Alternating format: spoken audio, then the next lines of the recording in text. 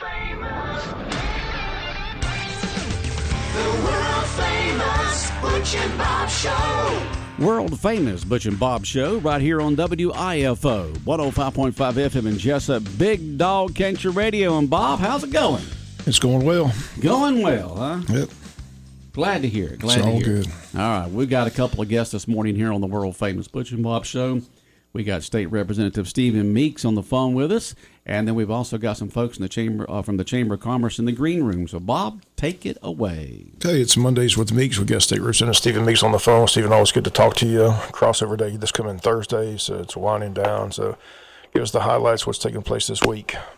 Yeah, good morning. Appreciate the opportunity to be back with you and just kind of fill you in on where we are. We are approaching Crossover Day this week. And on Thursday, so it will be another full week of legislative activity and committee meetings as we get to the crossover day on Thursday, which is important, as many of the listeners know, given that we're on legislative day 26, which was today, so Thursday crossover day. So any legislation that has any hope of making it to the governor's desk would have to pass the House or the Senate today. We are very rarely before crossover day do we take up many Senate bills, and likewise do they take up many House bills. So it puts a crunch on us between day 26 and day 40 to finish everything up through the committee process. But a lot of meetings will happen this week. We've got meetings starting at right now at 8 o'clock this morning, at 8:30, and then session at 10 o'clock, so we will be moving forward from there and finalizing stuff on our side, and they'll be doing the same on the Senate side as we move forward. So a lot of things happening. We're in the process of finishing up the FY 24 amended budget. I believe Chairman Tillery, and Chairman Hatchett and the committee members are kicking off their meeting here across the hall to finalize that, and then the FY25 budget is also in the works, and we're hoping to do it on crossover day as well. So lot happening this week as we approach crossover day. Let's begin with a topic I know you're familiar with, Okefenokee Swamp. Where do we stand on that mining proposal? At the beginning, I heard a lot about it. Last couple of weeks, I hadn't heard much about it. So, where does that stand? So, the application for the mining permit has been, as we know, submitted to EPD. That actually was submitted, I believe, in 2020. Whenever that application was submitted, the EPD has issued its draft mining permit, which allows the general public to then comment on the draft permit for a period of 60 days is what they announced that they would do with that. But the one thing about the legislation that was introduced is House Bill 71. The way that bill was written does not. It doesn't stop that permit from going into effect. It doesn't stop the EPD. It would stop any future permits. So as we look at the legislation and what it does and how it impacts the Okefenokee, which I'm a huge supporter of, I've attended many of their events at Okefenokee Swamp Park. It's a great area. It's a gem to southeast Georgia, and we should be mindful of that and make sure that we take steps to protect it in the way that we can. The other side of that, as I have mentioned to many folks that I've spoken with, is the private property rights. The property that in question is privately owned. I don't know the individuals personally, but the mineral rights are a part of the property which they own. So as we move forward, the department that is responsible for making sure that environmentally that the right things are done to protect the swamp is the EPD, is the Georgia EPD. And in reading comments that have been submitted and reading the summary from the department, they have indicated, the state hydrologist, that the activity impact on the swamp. But we've got to make sure that we do due diligence to protect the swamp and allow and also protect the private property rights. So that's where the legislation is right now.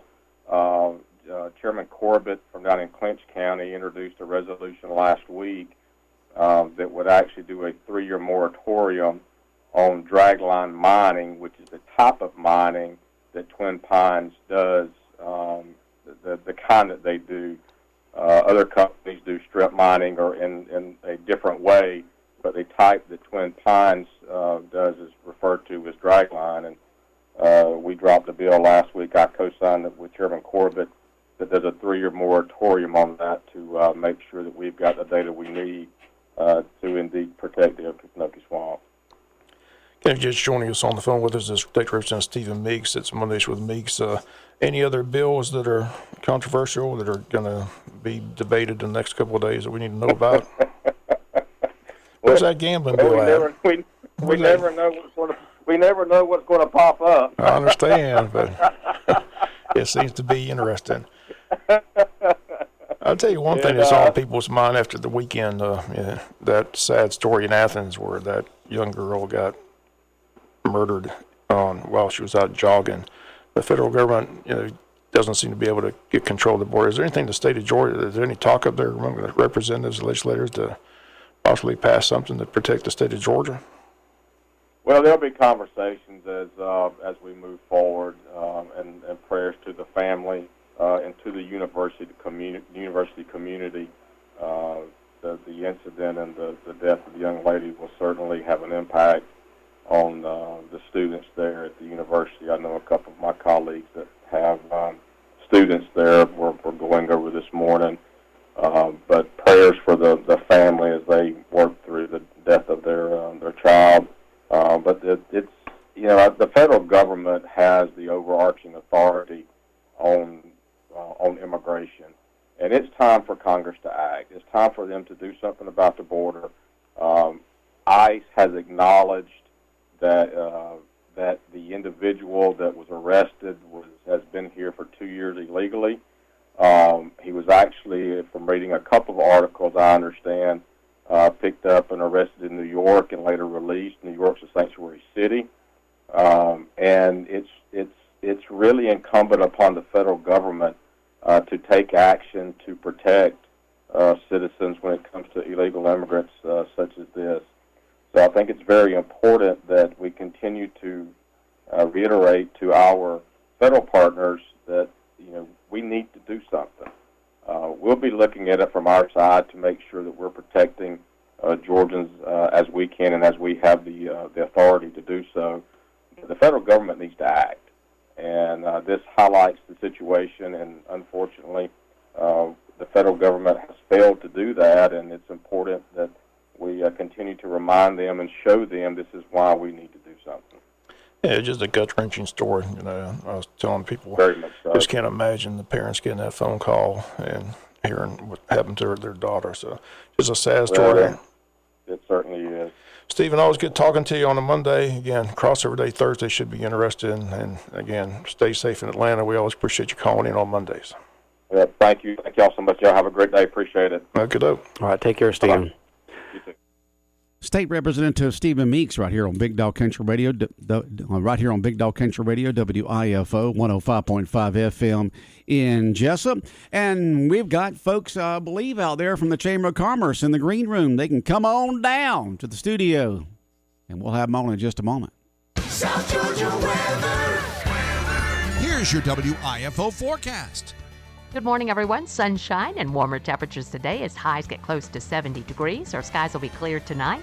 Tomorrow for Tuesday, mostly sunny, breezy. Highs will be in the low 70s. Wednesday, the numbers keep going up with sunshine and a high close to 80 degrees. Clouds move in Wednesday night. Clouds stick around for Thursday, and we do get a little cooler with highs in the mid-60s. I'm Georgia meteorologist Laura Huckabee in the GNN Weather Center. When further treatment is no longer an option, hospice can provide services to manage symptoms and difficulties caused by illness. Emotional, psychosocial, and spiritual care, as well as support to the families and caregivers, are all part of hospice care. Hospice of South Georgia has been a part of the health community in Wayne and surrounding counties since 1998. The professional yet compassionate attention provided by our staff is unsurpassed. Widely supported by donations from the local population, Hospice of South Georgia is the local nonprofit hospice in Wayne County. Our administrative office is located at 1625 Sunset Boulevard, and Hospice of South Georgia accepts anyone who meets hospice criteria, regardless of their ability to pay. Please call 912-588-0080 to speak with someone about hospice care. That was 912-588-0080. We are your hometown hospice, and we are here to serve you. Hospice of South Georgia, working to add life to your days. Big Dog Country Radio, WIFO 105.5 FM in Jesup. We continue on with the world-famous Butch and Bob Show. Bob, who do we have in the studio with us now? We got members of the chambers in there.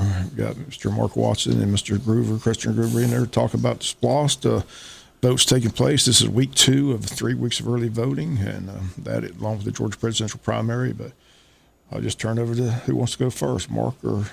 Mark, go ahead. Mark Watson. I'll jump in. But first off, I want to thank y'all for having us in this morning. And even more than that, guys, we want to thank y'all for all that you do for the Wayne County community. You know, there's not many communities where you can tune into a radio station from 7 to 8 o'clock in the morning and know what's going on locally, what's going on in your state, what's going on in your nation.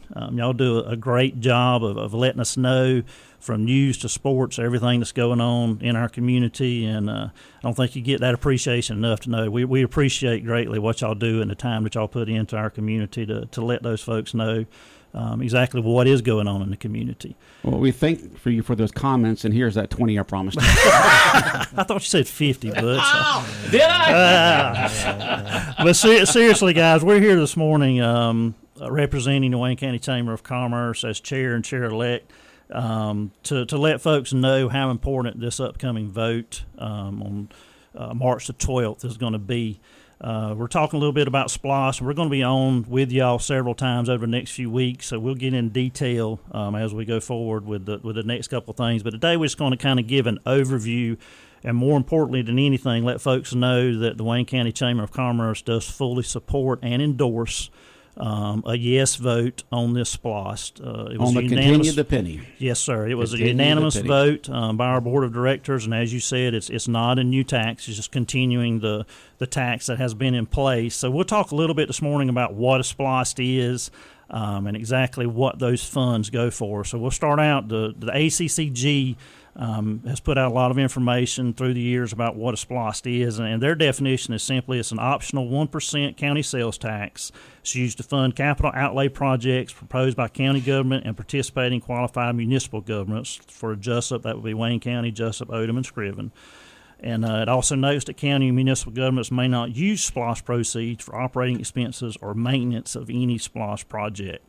So I think it's important for folks to realize as you hear folks that are talking about the upcoming SPLOST, you're hearing them talk about 3 main projects that are going to be a part of the funding when the SPLOST is approved, would be the judicial complex, which is going to come in around $10 million, an agricultural, basically a multi-purpose facility, and then a pool. But aside from that, there's a lot of funding. If you look back at the SPLOST 4, which was the SPLOST that is in place now, you look and see there's a lot of capital money that was paid for equipment, for motor graders, for vehicles for public service. And a lot of that stuff isn't optional things. It's stuff that the county's going to have, and they're going to have going forward.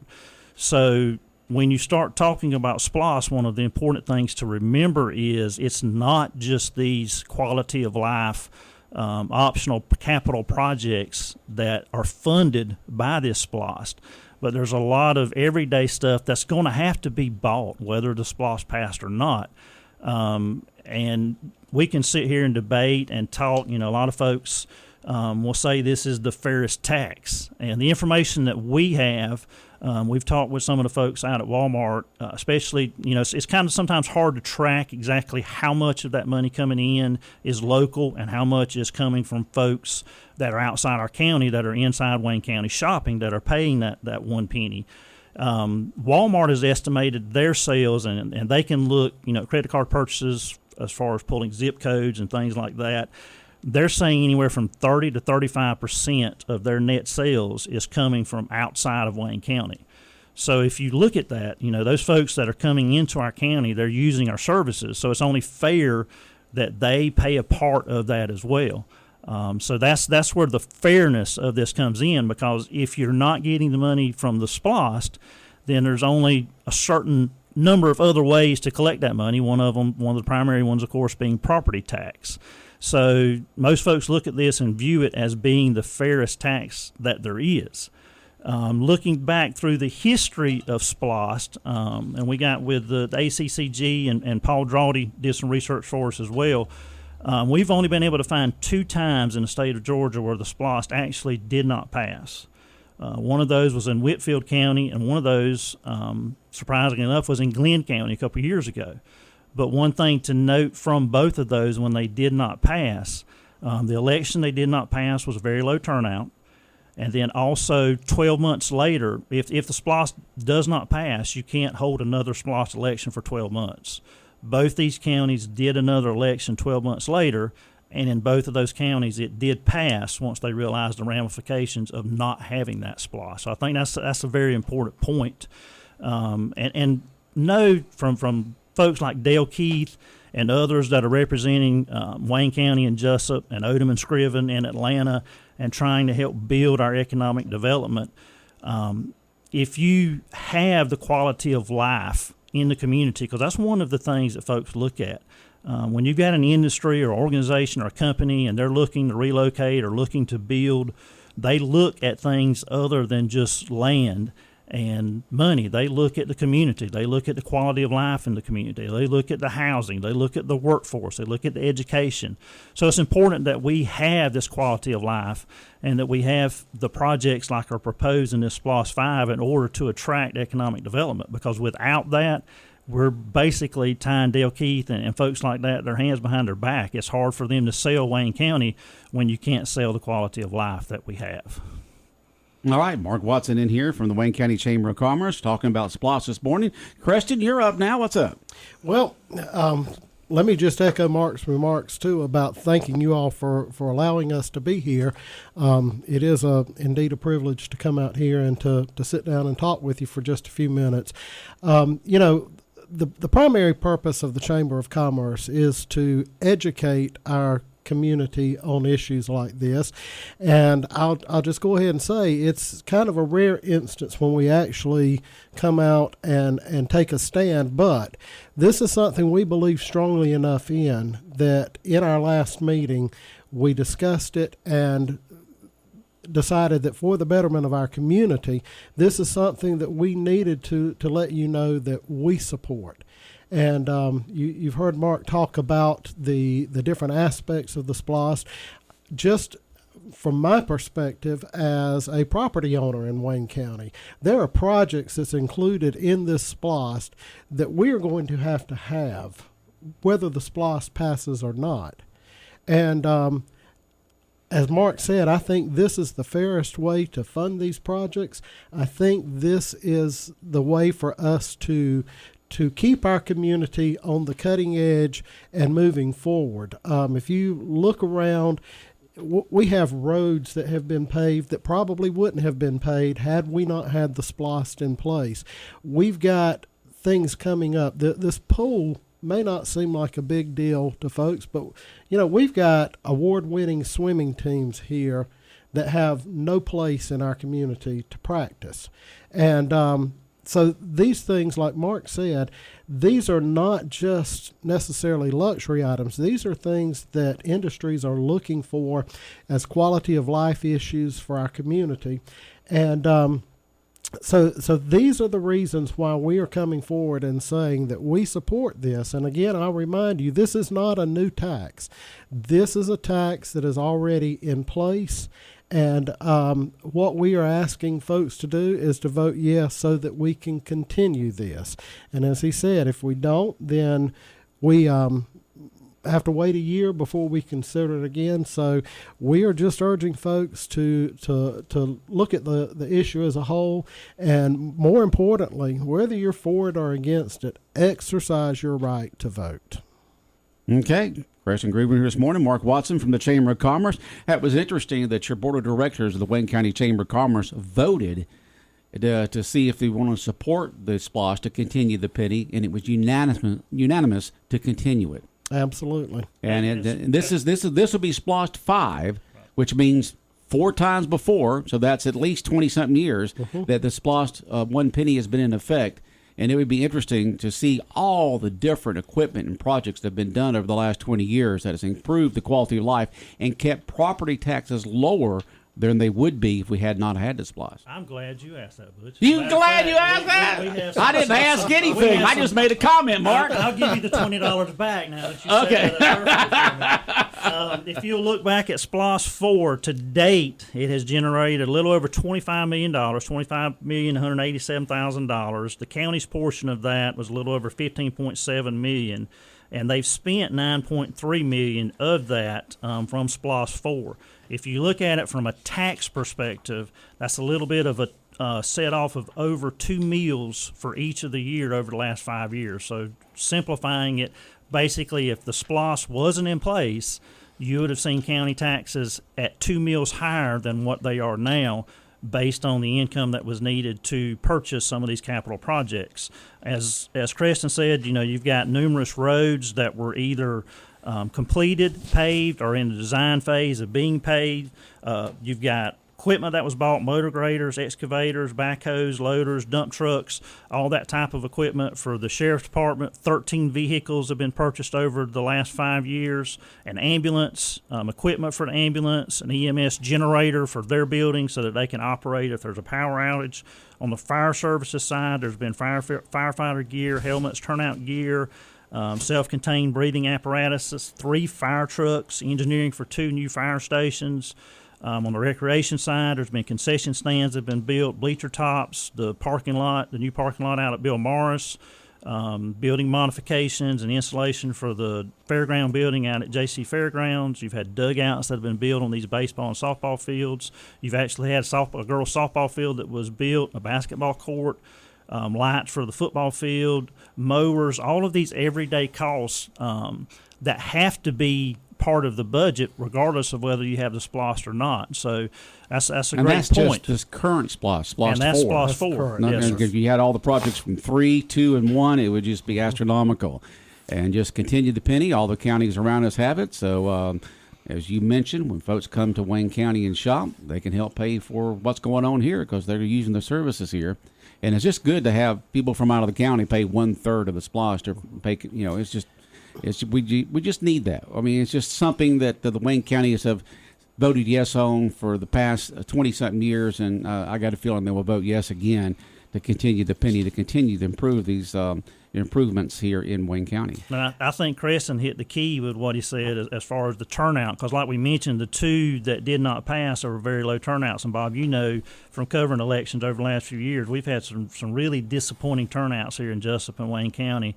In those local elections. So that's one of the things we're asking folks, just to get out and vote. And don't, if you're in support of the SPLOST, you realize the importance of it, you realize what the ramifications would be for property taxes and for the county millage rate if it didn't pass. Don't just assume that it's going to pass. We need you to get out and vote yes for that so that we can guarantee going forward that we'll have this income that can be generated from the SPLOST. Yeah, it's very important for the county and for the city of Jesup, but it's a lifeline for Odom and Scriven. Absolutely. I mean, the mayors have just said, we've got to have it. Absolutely. For their day-to-day, the operations from the capital perspective of things they've got to do, they're doing everything they can do just to fund the day-to-day operations. When they have capital projects that come up, they have failures in their water system or sewer system, that handcuffs them. They don't have the funds where they can just pull that from a rainy day fund and be able to do that. So you're exactly right. Scriven and Odom, without this funding that will be generated from SPLOST, it puts them in a really, really tough position of just survival from day to day. So for those folks, it is extremely important. Preston? Not only just thinking about something Mark said, from a consumer's or a taxpayer's point of view, not only does this SPLOST help keep our property taxes lower, but the other day I was out on Tank Plant Road and was able to see the new fire station that has been constructed out there at the corner of Tank Plant and Chapman Road. This was a SPLOST project. This was a SPLOST 4 project. And one of the things that is helping do is helping lower our insurance rates, because if you live within a certain distance around a fire station, then you qualify for a lower rate on your homeowner's insurance. So it's things like this that offset the cost of the penny tax for the citizens of Wayne County. Right. Okay, Bob? Well, they thanked us. I just want to thank the Chamber. If you go by the Chamber of Commerce put out this brochure. One thing I hear that just irritates me. Where's the information? Can't find the information. Well, the information's been there. And it's on the county's website. The Chamber's got a nice brochure. But you go by and get this brochure. It outlines where the funding will go for the SPLOST 5, which is estimated to bring in $28 million, which they state that's a low figure, low estimate. But again, it shows the breakdown. And this was approved by the government agencies and is based on population. Of the $28 million, the county would get $17,780,000. And again, as you mentioned, the 3 projects are courthouse annex, competition swimming pool, community center, and the multi-purpose ag facility. The city of Jesup will receive $9,100,000, and they're using the money to help pay off that wastewater treatment plant, for, as you mentioned, police cars and equipment, fire truck and equipment, police fire training facility equipment, fire station rehab, public works equipment, park renovations, and street upgrades and equipment. City of Scriven would get $700,000. They're going to use their money for new playground equipment at both community centers, lighted paving and walking trail at Grace Community Park, update communication devices for public safety, and update sewer lift stations. And the city of Odom would get $420,000, and they're going to use their money for a multi-purpose building and for police department, courtroom and rental space, city hall remodel, and community center remodel. It also, on this brochure, people ask, where's that money going for SPLOST 4? And it outlines countywide, city of Jesup, city of Scriven, all the items that have been bought with the SPLOST 4 fund. So the information is definitely out there. They had a town hall meeting. Unfortunately, nobody showed up to, but the county administrator, Paul Drawdy's done a good job of getting information out. And you can call any of the mayors. They'll be glad to talk to you. So the information's there. So if you need to educate yourself, you can go by the Chamber and get one of these brochures. Or you can, as you mentioned, Butch, you can go to the Wayne County website, which is waynecountygeorgia.us. All the information's there. So the information is definitely there. And it is, again, as they mentioned, 1 cent makes sense. It's just a continuation of a 1 cent penny. It's been in place for almost 20 years, and the county's just looking to extend that 1 cent penny to provide this funding for these projects, because, as you mentioned, the projects are coming. The facilities, police cars have to be bought. Fire trucks need to be, all that stuff. It's going to be here no matter what. So you can either pay with this 1 cent penny, or you can, not vote for it and not pass it, and all of a sudden your property taxes are going to be increased because you're going to have to provide those pieces of equipment. But again, another thing I hear, they say, well, it doesn't. 30% of the people outside don't. I mean, the information's there. I mean, the statistics show that. And I tell people, look, when you go outside Wayne County, like when we went to Atlanta for the ballpark, like I said, everything we bought out there, you had to pay their 1 cent penny. When you go to Savannah to shop, you're paying their 1 cent penny. So what's fair for the goose is fair for the gander. So Brunswick, Waycross. Right. Anywhere you go, you're paying there. So when they come here, they pay ours. Most of the places you're talking about, they have the sign saying this facility was paid for with SPLOST funds. But this brochure that the Chamber put out, again, this is very informative. It has all the information, all the documentation. So I strongly recommend you go by the Chamber, and just thanks to the Chamber for putting this out. Well, and I'd also like to mention, Bob, too, that same information that is is in that brochure is available on our Facebook page too, Wayne County Chamber of Commerce. You can just go to our Facebook page and download the brochure too and see everything that you've just told us about there too. And there is a difference between the two facilities that are being built for the agricultural center that's being used and constructed by the school. That is a school facility. Right. The equestrian multi-purpose building that is being built on Sunset Boulevard, which is already under construction. It's going to, for the equestrian, they're just saying, the city the county's been asked to put basically a roof on it, right, a cover on it, so it can be used for other events other than just equestrian. So it'll be a multi-purpose building, and so there are two different facilities being used for two different of things. One's a school facility. One is a community county-wide facility to be used there on Sunset Boulevard. And as you mentioned, Randy Franks has already acquired the grant and the funding to have the actual facilities part of it, the show arenas and all that built. It's just a matter of this. We'll go back and put a covering over top of it so rain won't interfere with any of those events, and it makes it a multi-purpose use facility where you can do concerts and any other normal activities out there and not worry about it. Right. The truck pull, you could even have concerts. You could have so many things there. It starts off as equestrian, which is the funds already been got as a grant. Now you put a cover over it, and it can be used just a cover. And you can just use it for so many other different things. So it is two different facilities, two different uses there. And I want to point out, too, when you look at these projects, Paul Drawdy, County Administrator, he's done a great job of pulling this stuff together and making sure that we're getting the best bang for our buck. If you'll remember back, I know it's been over a year ago, when the talk started talking about a judicial complex for Wayne County, the numbers were up in the $40 million range. And Paul and his staff and folks have gotten together and talked with experts, and they've brought that number way down to around $10 million, and actually they think they're going to be able to do it for cheaper than that.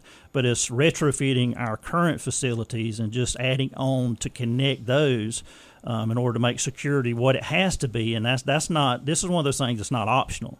It's mandatory for the court system. We've got to have a secure courthouse and secure complex. So the changes that they're making as a part of that, they're making sure they're getting the best bang for the buck and doing it in an economic, feasible way where we're not spending more than we have to. We're not making it fluff. We're making it, Paul's making sure that we're doing it in a way that we're meeting what the requirements are and doing it in the most economically feasible way that we can. Okay, continue the penny. Chamber of Commerce folks in this morning, Cresta Grover and Mark Watson, Board of Directors of the Wayne County Chamber of Commerce voted unanimously, 100% to back the continue the penny. And the Chamber in here this morning talking about why they voted unanimously to be able to continue that penny from our Wayne County Chamber of Commerce. Thank y'all. Appreciate y'all giving us time to come Anything on. else, Bob? That's it. All right. Y'all take care. All right, the world-famous Butch and Bob Show here on WIFO 105.5 FM in Jesup, brought to you by First Southern Bank, Van's Barbecue, Murphy Miller Supply, and O'Quinn & Associates.